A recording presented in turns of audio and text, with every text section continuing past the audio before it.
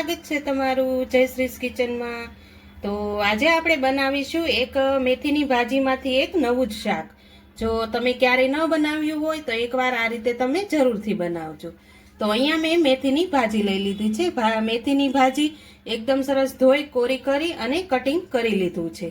તો હવે આપણે તેમાં બધા મસાલા એડ કરી દઈશું। તો આપણે વિડીયો શરૂ કરતા પહેલા તમે મારા વિડીયોને સ્કીપ કર્યા વગર જોજો, જેથી તમને ખ્યાલ આવશે કે મેથીની ભાજીનું નવું શાક કઈ રીતે બનાવવાનું। તો હવે હું તેમાં બધા મસાલા એડ કરી દઉં। સૌથી પહેલા આપણે અહીંયા અડધી ચમચી કરતાં પણ ઓછી હળદર એડ કરીશું, ચપટી જેટલી હિંગ એડ કરીશું, સ્વાદ પ્રમાણે નમક એડ કરીશું, 1 ચમચી જેટલું ધાણા જીરું પાવડર એડ કરીશું। અહીંયા આપણે મેથીની ભાજીમાં લસણવાળું મરચું એડ કરવાનું છે, તો અડધી ચમચી જેટલું મરચું એડ કરું છું। અહીંયા આપણે ખાટો મીઠો સ્વાદ દેવાનો છે, એટલા માટે અહીંયા 1 ચમચી જેટલી ખાંડ એડ કરું છું। તો હવે આપણે મેજિક મસાલા બધા એડ કરી દીધા છે। હવે તેમાં અહીંયા મેં જે ભાખરીનો આપણે કરકરો લોટ આવે છે તે લીધો છે। હવે તેમાં આપણે 2 ચમચી જેટલો પહેલા એડ કરી દઈશું।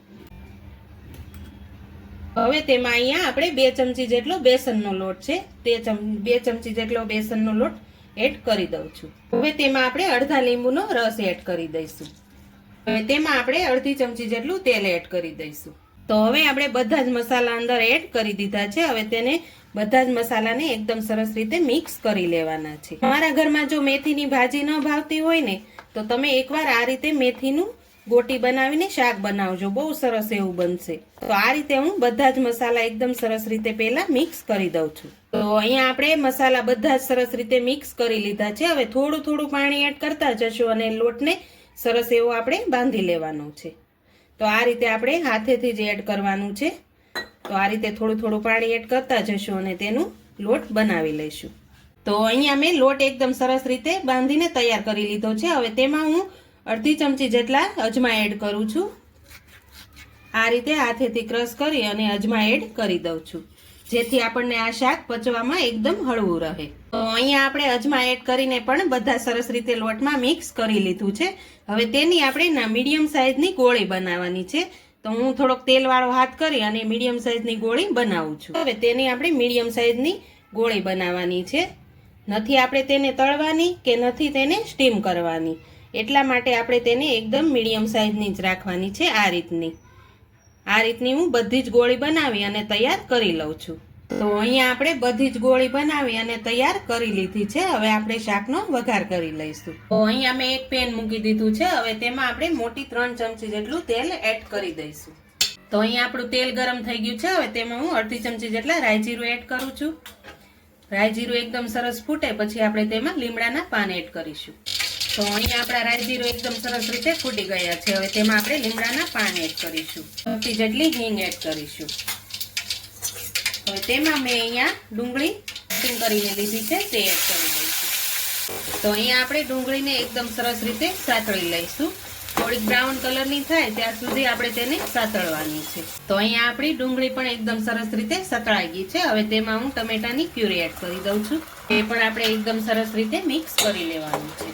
તો અહીંયા આપણે ટમેટા પણ એકદમ સરસ રીતે મિક્સ કરી લીધા છે। હવે ટમેટા અને ડુંગળી એકદમ સરસ રીતે ચડી જાય તેમાં આપણે બધા મેજિક મસાલા એડ કરી દઈશું। તો અહીંયા અડધી ચમચી કરતાં પણ ઓછી હળદર એડ કરું છું, ચમચી જેટલું ધાણા જીરું પાવડર, સ્વાદ પ્રમાણે નમક, અહીંયા આપણે લસણવાળું મરચું લીધું છે તે એડ કરવાનું છે।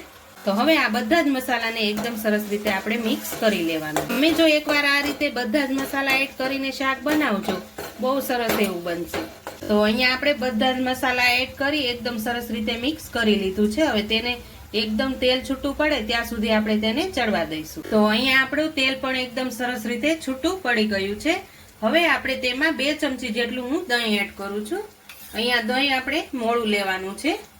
આપણે ધાબા સ્ટાઇલ શાક બનાવીએ છીએ એટલે આપણે તેમાં દહીંનો ઉપયોગ કર્યો છે, એટલે આમાં દહીંની જરૂરથી પડે છે। એકદમ સરસ રીતે આપણે તેને મિક્સ કરી લેવાનું છે। તો અહીંયા આપણે દહીં પણ એકદમ સરસ રીતે મિક્સ કરી લીધું છે। હવે તેમાં આપણે થોડીક ગ્રેવી બનાવવા માટે અડધા ગ્લાસ જેટલું અહીંયા પાણી એડ કરું છું। તો અહીંયા આપણે પાણી પણ એડ કરી દીધું છે। હવે પાણી ઉકળે પછી જ આપણે ગોટી એડ કરવાની છે। તો હવે પાણી ઉકળી જાય ત્યાં સુધી આપણે તેને ઉકળવા દેવાનું છે। તો અહીંયા આપણી ગ્રેવી એકદમ સરસ રીતે ઉકળી ગઈ છે। હવે તેમાં આપણે બધી જ ગોટીને એડ કરી દેવાની છે। આપણે ગોટીને એકદમ થોડીક અલગ અલગ રાખવાની છે, જેથી તે અંદરથી એકદમ સરસ રીતે પાકી જાય. તો આ રીતે હું બધી જ ગોળીને અંદર એડ કરી દઉં છું. તો અહીંયા આપણે બધી જ ગોળી અંદર એડ કરી હવે તેને 4 થી 5 મિનિટ સુધી ચડવા દઈશું. તો અહીંયા આપણું શાક એકદમ સરસ એવું બની અને તૈયાર થઈ ગયું છે.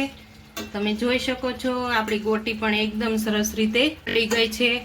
હવે તેમાં હું ઉપરથી થોડોક ગરમ મસાલો એડ કરું છું. તેને પણ એકદમ સરસ રીતે આપણે મિક્સ કરી લેવાનું છે.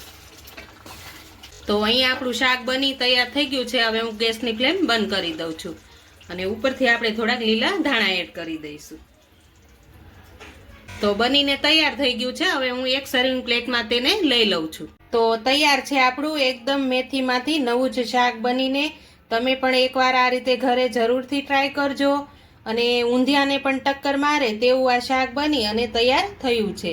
તો તમને જો મારી આજની રેસીપી પસંદ આવી હોય તો મારા વિડીયોને લાઈક કરજો, વધુમાં વધુ શેર કરજો અને હજુ સુધી મારી ચેનલને સબસ્ક્રાઈબ ન કરી હોય તો પ્લીઝ સબસ્ક્રાઈબ કરી દેજો અને કોમેન્ટ કરીને કહેજો કે આજની રેસીપી તમને કેવી લાગી.